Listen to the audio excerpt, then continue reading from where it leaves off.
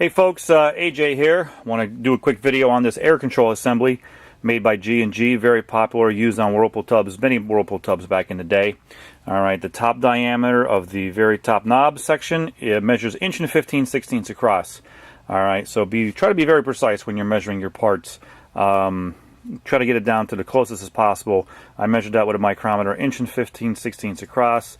If yours does not measure that diameter, then you're looking at a different air control knob. So first we always start with the top diameter there, okay, and then the body itself fits in an 1 1/16 hole, and it receives 1/2" plumbing down underneath, so that'll feed 1/2" plumbing. Okay, now this air control knob is sort of serviceable, but it's kind of tricky, so I want to show you how all this works. Okay, first of all, when you turn it all the way down to the right, it's going to lock it in, okay, and seal off the jets, so no air is coming into the jets.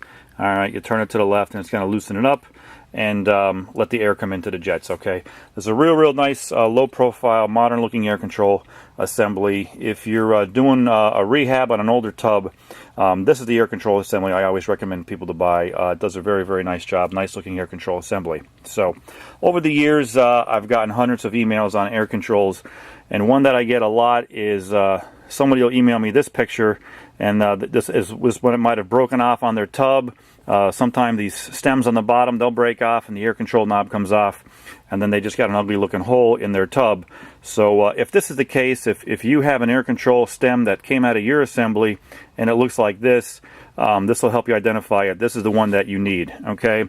Another problem that comes across with this air control assembly is this top portion might come right off. Okay, so I've received this picture a lot emailed to me, that it'll be this top portion like this, and the distinguishing factor in recognizing this air control assembly is this little notch right there.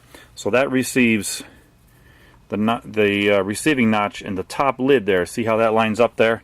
So that just pops right on. Okay, so it only comes in white or bone. We do have optional caps that you can buy as well. So when buying the assembly, it's only available in white and bone. Okay, but you could get a chrome cap. Okay, and again, it has the same notch on the bottom. It'll snap right on for you. Okay, or brush nickel. So the brush nickel and the chrome caps are available. They snap right onto that one there. Okay, I think that wraps everything up on this air control assembly. Hope this answers any other questions that you may have on this air control assembly. If you do, just give us a call. We are your Whirlpool Parts Authority.